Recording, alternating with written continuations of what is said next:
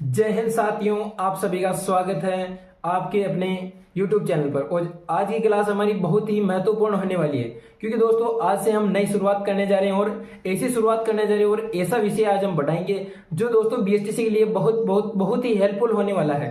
कहा जाए तो सबसे महत्वपूर्ण अंग यही है बीएसटीसी का, और इसी के बारे में चर्चा करेंगे और राजस्थान का इतिहास हम संपूर्ण कंप्लीट करेंगे। और आज से शुरुआत करने जा रहे हैं, ये हमारी पहली कक्षा होने वाली है और दोस्तों नियमित कक्षाएं चलेगी। आज हम जो दोस्तों चौहान वंश की बात करेंगे, किस तरह से इनकी उत्पत्ति हुई, किस तरह इन्होंने अपना राज्य का विस्तार किया और किस तरह से इन्होंने शासन किया, उन सभी के बारे में हम संपूर्ण जानकारी देने वाले हैं।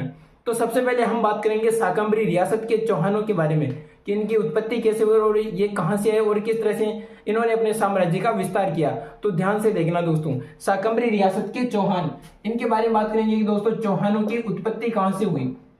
तो सबसे पहले हम देखेंगे दोस्तों चौहानों की उत्पत्ति कहां से हुई, दोस्तों किस तरह से हुई। तो सबसे पहले हमें इसकी जानकारी मिलती है दोस्तों अग्निकुंड के सिद्धांत से, यानी कि दोस्तों अग्निकुंड का जो हमारा सिद्धांत है उनसे हमें जानकारी मिलती है कि चौहानों की उत्पत्ति कैसे हुई और दोस्तों किस तरह से हुई। जो ये अग्निकुंड का सिद्धांत है, ये दोस्तों चंद्रप्रदय की एक रचना है पृथ्वीराज रासो।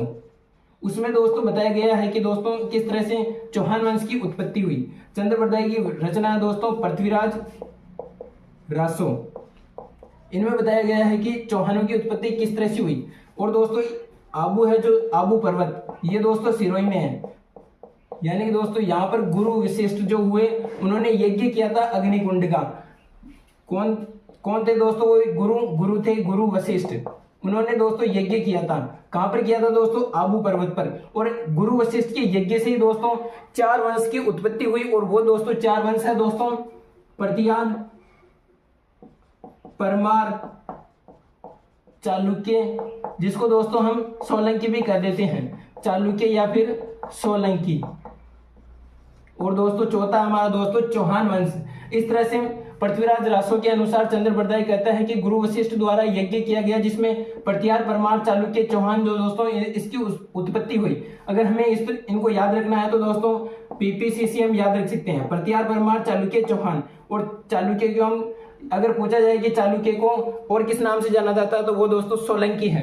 अब हम बात करते हैं दूसरे बारे में। अग्निकुंड का सिद्धांत हमने देख लिया। उसके बाद दोस्तों हमें बिजोलिया शिलालेख है दोस्तों, उससे भी हमें पता चलता है कि चौहानों की उत्पत्ति किस तरह से हुई और दोस्तों उसमें क्या वर्णन है।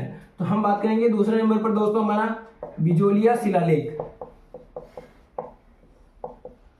बिजोलिया शिलालेख ये दोस्तों 1170 ईस्वी का है, और दोस्तों सोमेश्वर चौहान ने दोस्तों ये शिलालेख लगवाया था, यानी कि दोस्तों 1170 ईस्वी का ये अभिलेख है, और सोमेश्वर चौहान के काल में इसको लगवाया गया था, सोमेश्वर चौहान।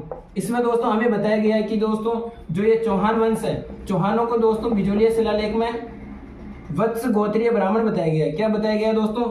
वत्स गोत्रीय ब्राह्मण। किसमें बताया गया दोस्तों?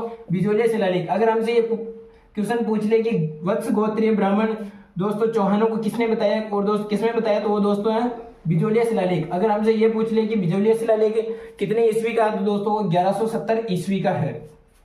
और बिजोलिया शिलालेख में दोस्तों एक बात ये भी बताई गई है कि जो वासुदेव चौहान है, जिसको दोस्तों हम चौहानों का आदि पुरुष या फिर दोस्तों मूल पुरुष भी कहते हैं, इसका दोस्तों बिजोलिया शिलालेख में बताया गया है कि इसने जो दोस्तों सांबर झील का निर्माण करवाया। दोस्तों भूगोल में पूछ सकता है आपसे भाई सांबर झील का निर्माण किसने करवाया, तो दोस्तों वो थे वासुदेव चौहान।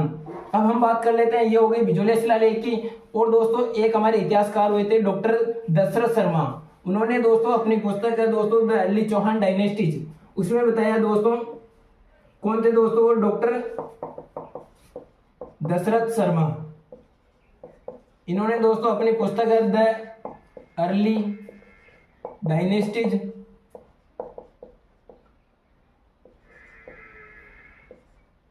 दोस्तों द अर्ली चौहान डायनेस्टीज, इसमें बताया दोस्तों चौहानों को ब्राह्मण, द अर्ली डायनेस्टीज चौहान। इसमें दोस्तों चौहानों को क्या बताया? ब्राह्मण। और दोस्तों इसके बाद एक और है दोस्तों कविजान। दोस्तों अगर आपको पूछ ले कविजान का मूल नाम क्या है दोस्तों, तो वो है दोस्तों नियामत खां। क्या है दोस्तों? नियामत खां। इसकी एक रचना है दोस्तों कायम रासो के अनुसार बताया गया है कि जो ये चौहान है ये भी क्या थे दोस्तों, ये भी ब्राह्मण थे।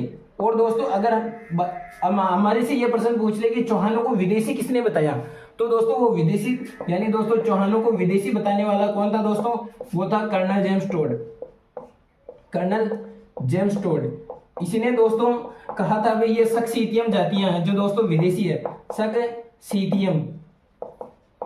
कर्नल जेम्स टोड ने दोस्तों विदेशी जाति बताई इसको, किसको दोस्तों, चौहान वंश को। और कर्नल जेम्स टोड को राजस्थान में दोस्तों घोड़े वाले बाबा के नाम से जाना जाता है दोस्तों।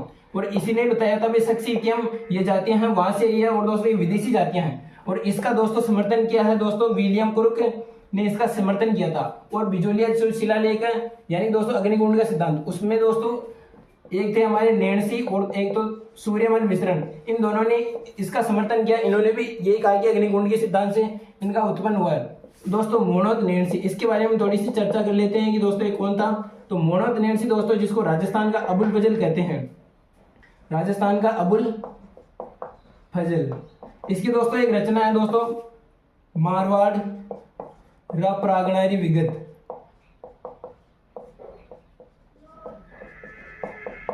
मारवाड़ का प्रागणारी विगत, इसे दोस्तों राजस्थान का गजेटियर कहा जाता है। किसको दोस्तों, मारवाड़ का प्रागणारी विगत। अगर आपसे प्रश्न पूछ ले भी राजस्थान का गजेटियर किसे कहते हैं, तो वो दोस्तों मारवाड़ का प्रागणारी विगत। और अगर ये पूछ ले कि मारवाड़ का प्रागणारी ग्रंथ की रचना किसने की, तो वो दोस्तों थे मोनोत नैन्सी। और इसकी एक और रचना है दोस्तों नैन्सीरी ख्यात।